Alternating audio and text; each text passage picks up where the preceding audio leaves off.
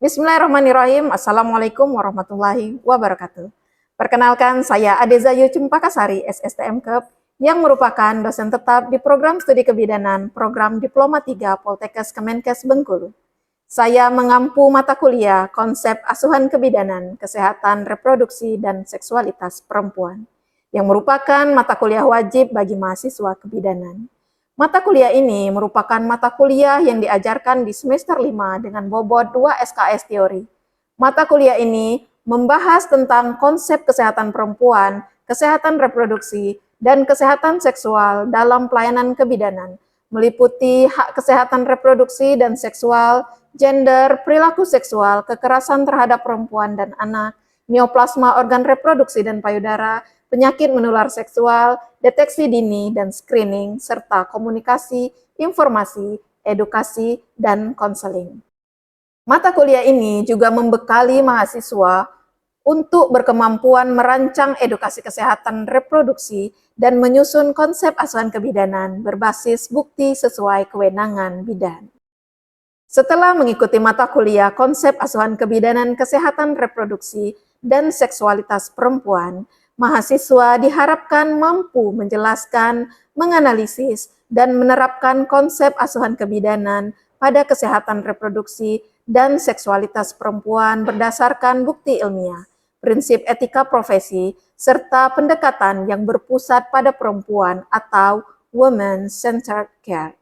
Adapun capaian pembelajaran pada mata kuliah ini yaitu menjelaskan konsep kesehatan perempuan, kesehatan reproduksi, kesehatan seksual, hak kesehatan reproduksi, serta perspektif gender dalam pelayanan kebidanan berdasarkan prinsip etik hak asasi manusia dan evidence-based practice. Kemudian, menganalisis berbagai isu kesehatan reproduksi dan seksualitas perempuan, termasuk ketimpangan gender, penyimpangan perilaku seksual, gangguan orientasi seksual, serta kekerasan terhadap perempuan dan anak berdasarkan pendekatan biopsikososial dan budaya. Selanjutnya, menganalisis konsep deteksi dini, screening, pencegahan, dan penata laksanaan awal berbagai gangguan kesehatan reproduksi perempuan sesuai kewenangan bidan. Selanjutnya, merancang edukasi, komunikasi, informasi, dan konseling, dan promosi kesehatan reproduksi serta seksual perempuan sesuai kebutuhan individu, keluarga, dan masyarakat. Yang terakhir, mengevaluasi penerapan asuhan kebidanan kesehatan reproduksi dan seksual perempuan berdasarkan evidence-based midwifery, keselamatan pasien, serta etika profesi dan sistem rujukan. Sebagai pedoman pelaksanaan pembelajaran satu semester bagi dosen dan mahasiswa, kami, tim pengajar, menyusun rencana pembelajaran semester atau RPS. RPS tersebut berisi kode mata kuliah, nama mata kuliah, bobot SKS, semester, status mata kuliah prasyarat, nama dosen, dan capaian pembelajaran lulusan, serta capaian pembelajaran mata kuliah, subcapaian pembelajaran mata kuliah, deskripsi singkat, pokok bahasan, metode penilaian, dan lain sebagainya. Dalam mata kuliah ini, saya menyiapkan bahan ajar seperti PowerPoint, modul. Salah satu sumber belajar yang digunakan yaitu buku kesehatan reproduksi remaja yang saya buat bersama tim penulis lainnya. Sistem pembelajaran yang diterapkan pada mata kuliah ini yaitu sistem Student Center Learning dan Case-Based Learning. Penerapan sistem ini menjadikan mahasiswa sebagai pusat pembelajaran agar mahasiswa lebih aktif, mandiri, dan bertanggung jawab, serta menggunakan kasus nyata atau simulasi sebagai media belajar. Beberapa metode yang sering saya lakukan yaitu ceramah tanya jawab, case-based learning, small group discussion, kemudian role play, penugasan mandiri. Pada awalnya biasanya saya akan melakukan apersepsi dan metode ceramah tanya jawab berkaitan dengan materi sebelumnya dan materi yang akan disampaikan. Pada tahap selanjutnya, saya akan memberikan kasus pasien berkaitan dengan kesehatan reproduksi untuk dianalisis dan didiskusikan. Small group discussion biasanya juga saya terapkan untuk mendorong mahasiswa belajar secara aktif melalui diskusi kecil agar lebih memahami dan memecahkan masalah bersama. Selain itu, saya juga membentuk kelompok untuk melakukan role play yang bertujuan melatih mahasiswa menerapkan pengetahuan, keterampilan, dan komunikasi profesional melalui simulasi nyata. Selanjutnya, saya juga menerapkan evaluasi melalui kuis interaktif. Adapun sistem penilaian pada mata kuliah ini meliputi ujian tengah semester, ujian akhir semester. Untuk mengikuti semua ujian ini, mahasiswa harus hadir dalam perkuliahan sebanyak lebih dari 90%. Jika presentasi kehadiran 75-90%, mahasiswa mengikuti ujian bersyarat. Dan jika kurang dari 75%, maka tidak dapat mengikuti ujian. Jika nilai mahasiswa tidak memenuhi standar yang ditetapkan, maka mereka akan diberikan kesempatan untuk melakukan ujian ulang. Nilai akhir dari semua tim pengajar nanti akan diketahui oleh mahasiswa dan tertera pada siakat. Selanjutnya, saya akan menampilkan cuplikan video pembelajaran saya di kelas dalam mata kuliah Konsep Asuhan Kebidanan, Kesehatan Reproduksi, dan Seksualitas Perempuan. Demikian deskripsi diri saya pada mata kuliah ini. Wassalamualaikum warahmatullahi wabarakatuh. Waalaikumsalam warahmatullahi wabarakatuh. Apa kabar hari ini? Baik. Ketemu lagi ya dengan Bunda di pertemuan yang ke-9 hari ini ya setelah UTS. Sebelum kita mulai kegiatan kuliah pada hari ini, kita berdoa dulu. Ketua kelasnya siapa? Oke, silakan pimpin doa ya. Baik, Bunda. Ya. Sebelum memulai pelajaran hari ini, marilah kita berdoa menurut kepercayaan masing-masing. Doa mulai.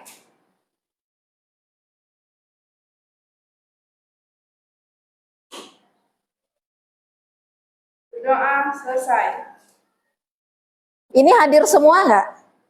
Hadir. Hadir semua. Nah, hari ini kita belajar mata kuliah Konsep Asuhan Kebidanan, Kesehatan Reproduksi, dan Seksualitas Perempuan ya. Untuk capaian pembelajarannya itu bisa dilihat di slide. Selanjutnya, sebelum kita mulai, saya ingin bertanya dulu. Kira-kira kanker serviks itu bisa dicegah apa enggak? Bisa. Bisa. Kalian tahu kanker serviks apa? Tahu. Apa? Kanker yang terjadi di rahim. Ya, terjadi di leher rahim, bukan di rahim ya. Kalau rahim, atasnya lagi. Kalau serviks itu antara rahim dan vagina. Nanti akan ada di materi kita. Oke, kemudian apakah seseorang yang merasa sehat tetap perlu menjalani pemeriksaan serviks? Perlu nggak? Dia sehat, perlu nggak kira-kira? Kenapa perlu? Karena banyak yang sakit tapi tetap terlihat sehat. Oh, ternyata banyak yang terlihat sehat padahal dia sakit. Yang sebelah sini kira-kira perlu nggak? Perlu nggak apa kalau belum? Nanti kita akan bahas ya. Yang pernah apa kira-kira? Izin menjawab, Bunda. Boleh? Menurut Zain, pap smear itu pemeriksaan untuk mendeteksi perubahan sel pada rahim yang dapat berkembang menjadi kanker serviks. Oke, tepuk tangan untuk temannya. Selanjutnya, yang IVA tes ada yang pernah dengar?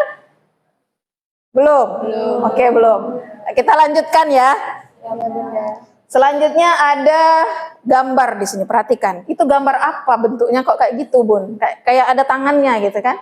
Kira-kira itu gambar apa? Gambar rahim. Ya, itu adalah organ reproduksi perempuan ya. Nah, bisa dilihat di sini, di situ ada namanya rahim. Rahim itu bagian yang ini nih. Nih, ini rahim. Ya, uterus atau dikenal dengan uterus. Nah, yang ini vagina. Ini vagina dan disinilah yang namanya serviks. Atau leher rahim itu di sini. Antara uterus dan vagina ini namanya serviks atau leher rahim. Nah, jadi kanker serviks itu dia terjadinya di sini. Di daerah ini. Ya. Nah, kalau ini apa sih, Bun? Kayak tangan-tangannya seperti kemarin kan? Kalian udah belajar kan? Tingkat 1 anatomi fisiologi tuba falopi ya, kiri kanan, dan itu ada ovarium juga di situ. Oke, selanjutnya tadi ya, kanker serviks yaitu kanker yang terjadi pada leher rahim. Serviks itu adalah daerah yang menghubungkan uterus dan vagina. Ya, lanjut. Nah, ini gambarnya biar lebih lengkapnya, lebih jelasnya di sini dia posisinya. Di bawah, di bagian perut kita, di bagian bawah ya. Di dalam di sini dia. Nah, ini rahim kita nih. Ini rahim, ini tuba tadi, ovarium, di sini ada vagina dan di sini ada leher rahim. Jadi kejadian kanker serviks atau rahim itu dia di sini. Yang ini namanya serviks. Yang ini ya. Nah, ini serviks nih. Ini vagina, ini serviks, ini rahim atau uterus. Oke? Udah? Oke, lanjut. Nah, kira-kira kenapa sih kok orang itu bisa terjadi kanker leher rahim atau kanker serviks? Kira-kira kenapa? Sebabnya itu adalah virus namanya HPV atau HPV. HPV atau HPV itu adalah Human Papilloma Virus. Itu penyebabnya ya. Nah, lebih spesifiknya lagi itu yang tipe onkogenik, terutama tipe 16 dan 18 gitu ya. Ini gambarnya ini nih, HPV ini di sini. Oke, lanjut. Nah, tadi kan ada resikonya, tadi udah dijawab, 2 orang tadi jawab resiko ya. Kira-kira ada nggak di sini? Ternyata ada faktor resikonya. Tuh, terlihat nggak gambarnya di situ? Terlihat. Apa aja yang di sana? Aktivitas seksual pada usia muda. Nah, dia sudah melakukan seks di usia muda. Itu bisa salah satu faktor resiko terjadinya kanker leher rahim.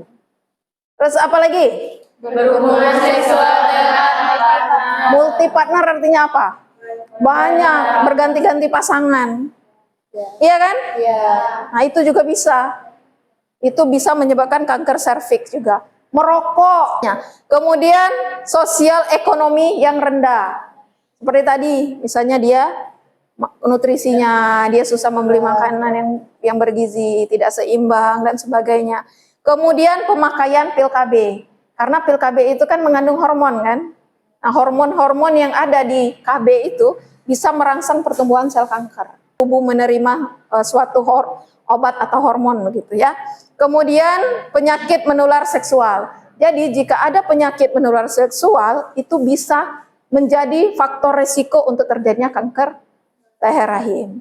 Selanjutnya gangguan imunitas. Oke, udah? Ya, ini menurut Kemenkes tahun 2018 ya. Pada Pedoman Nasional Pelayanan Kedokteran Tata Laksana Kanker Serviks.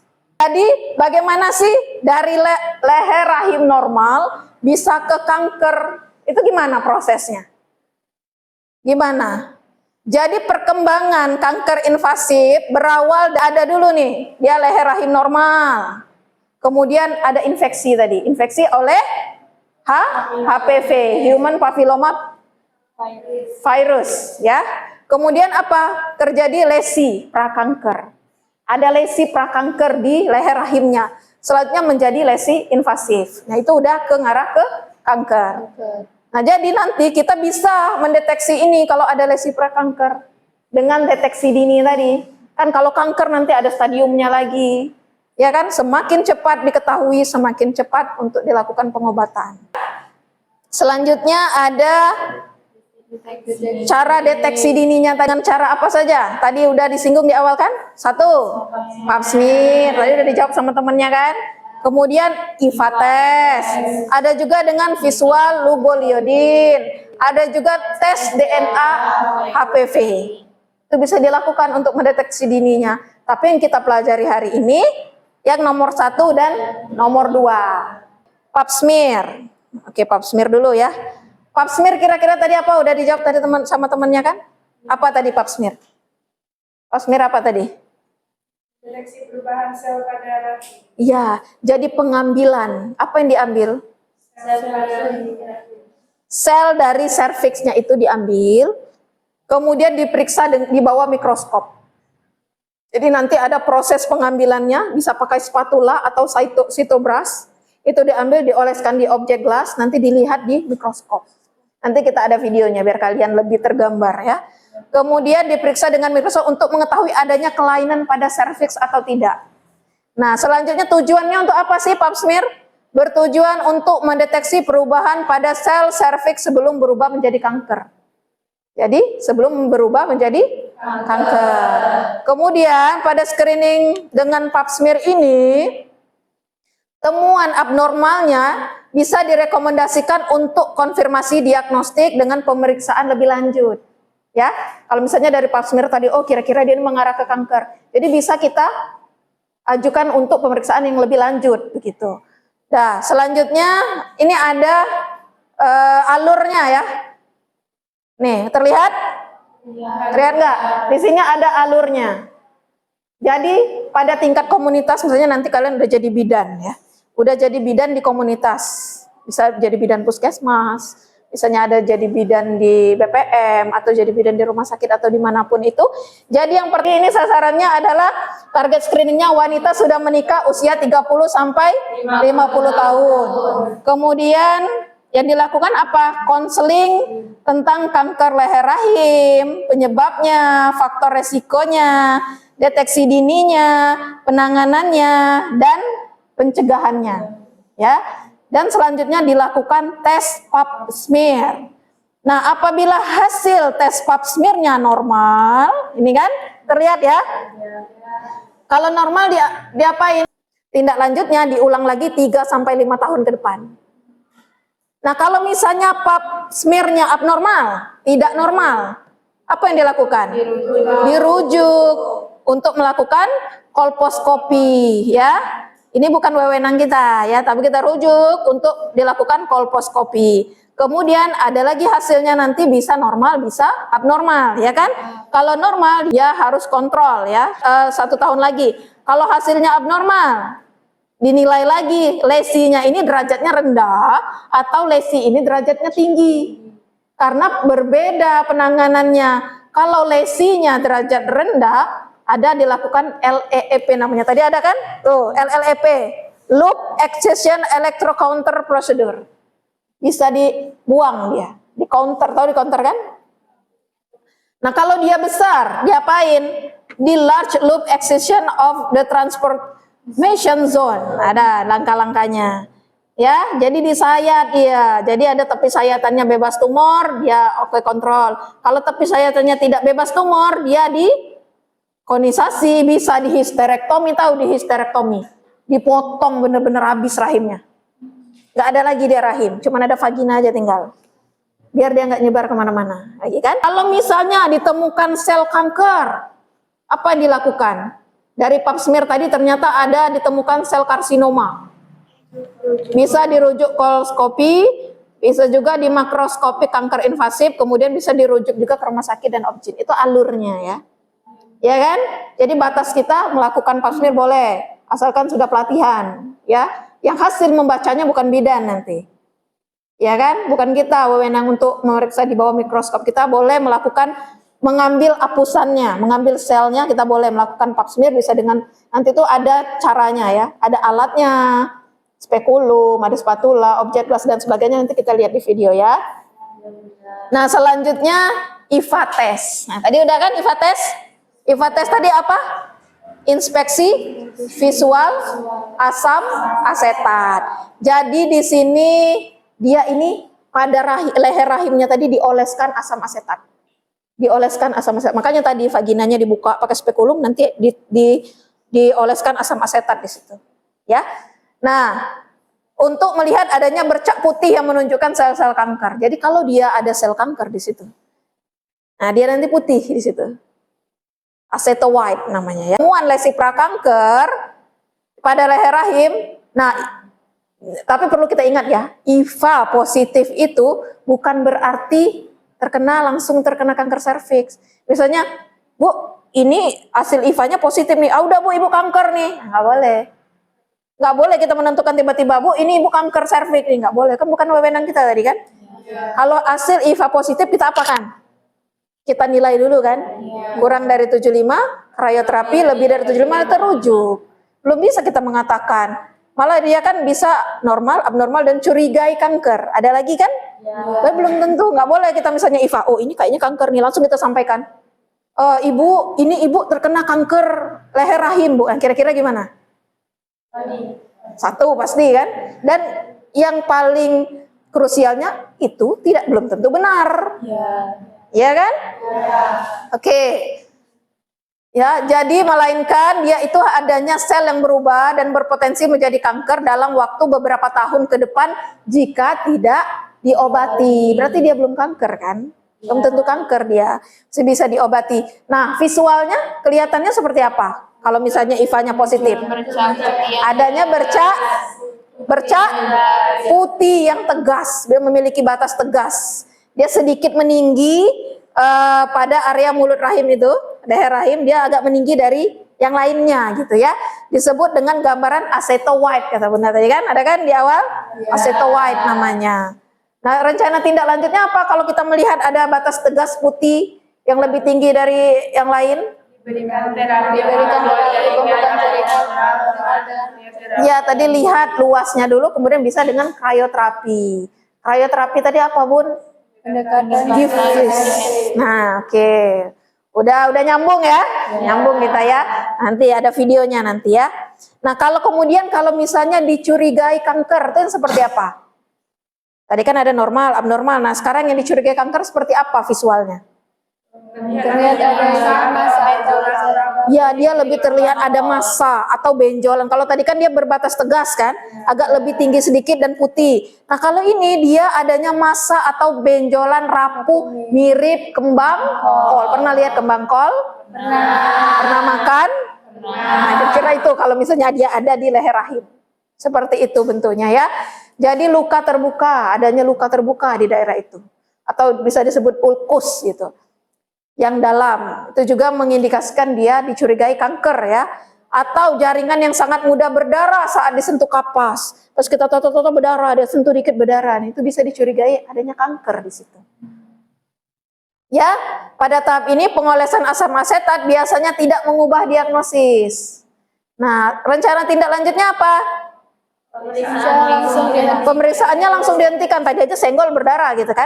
Hentikan, pasien wajib segera dirujuk ke spesialis ya, obstetri dan ginekologi untuk menjalani tindakan selanjutnya.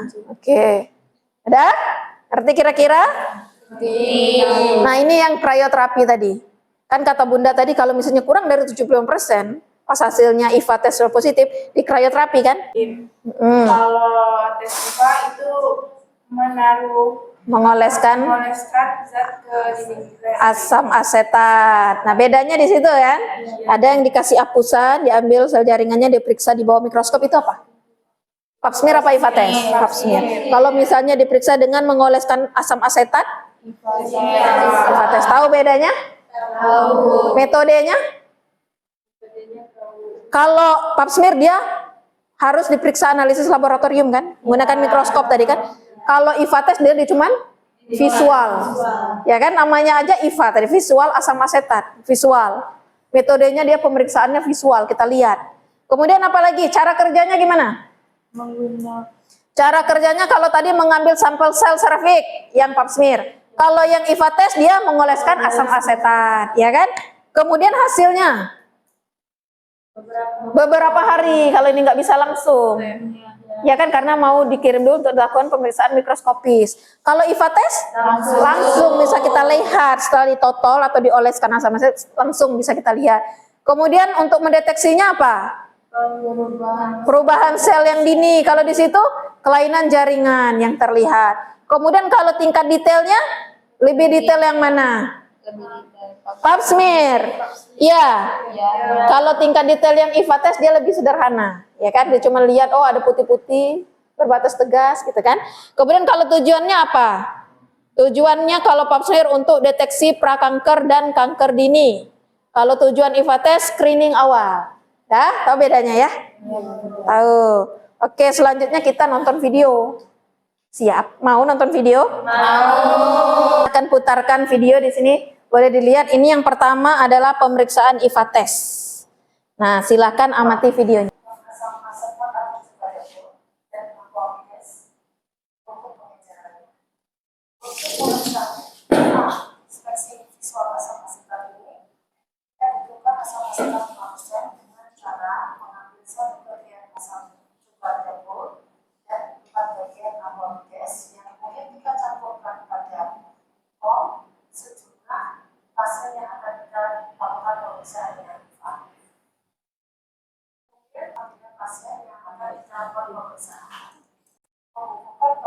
asam asetat yang akan kita oleskan atau kita berikan pada serviks pasien yang kita lakukan pemeriksaan vas.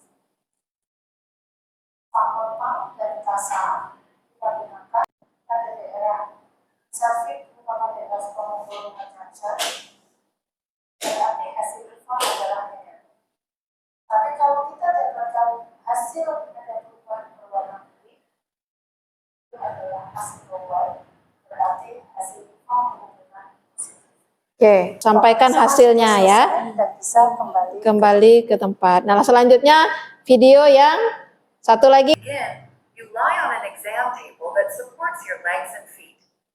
We carefully place a device called a speculum into your vagina. Masuk ke spekulum, tadi ke vaginanya dibuka, dipencet itunya ya, jadi dia kebuka kemudian dikunci.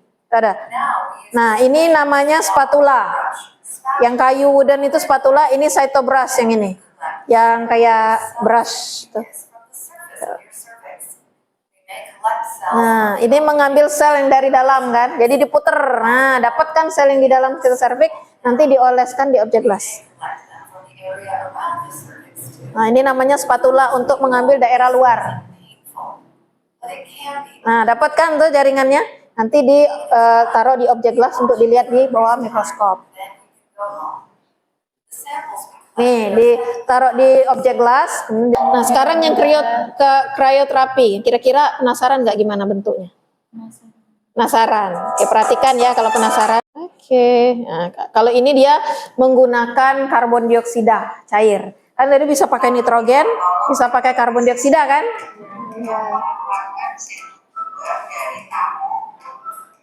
Nah, itu alatnya.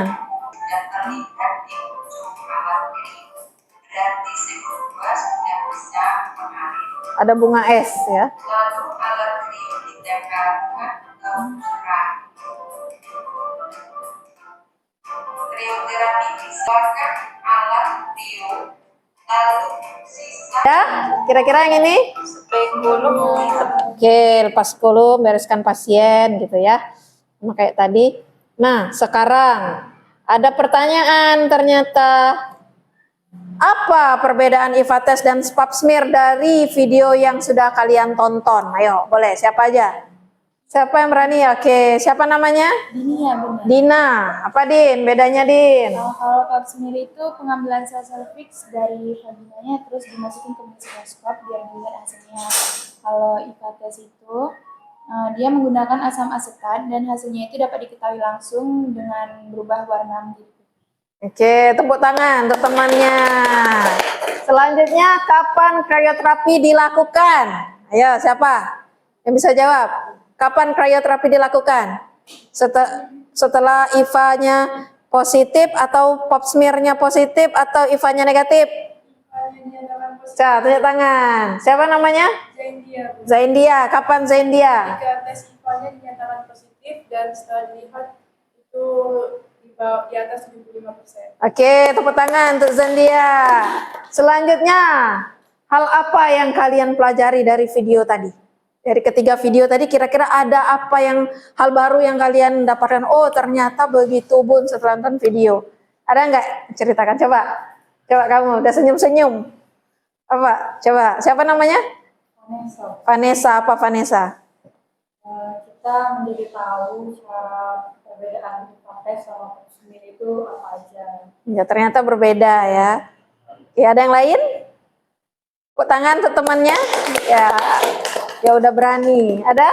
Ya, coba. Yang kacamata siapa namanya? Kanker serviks. Oke. Tangan untuk Firza. Nah, selanjutnya ini kita udah menonton video. Kita akan melakukan evaluasi. Nah, evaluasinya bisa pakai kuis ya. Tadi Bunda udah kirim scan barcode kan? Sudah. Nah, sekarang silakan scan isi kuisnya. Nanti Bunda lihat ya siapa yang berapa benarnya, berapa salahnya gitu. Oke? Sudah ya? Sudah semua? Itu saja yang dapat saya sampaikan pada pertemuan hari ini. Kira-kira ada yang ingin ditanyakan lagi nggak sebelum ditutup? Sudah cukup? Sudah. Oke, sudah cukup. Terima kasih banyak atas perhatiannya. Wassalamualaikum warahmatullahi wabarakatuh. Waalaikumsalam warahmatullahi wabarakatuh. Terima kasih Bunda.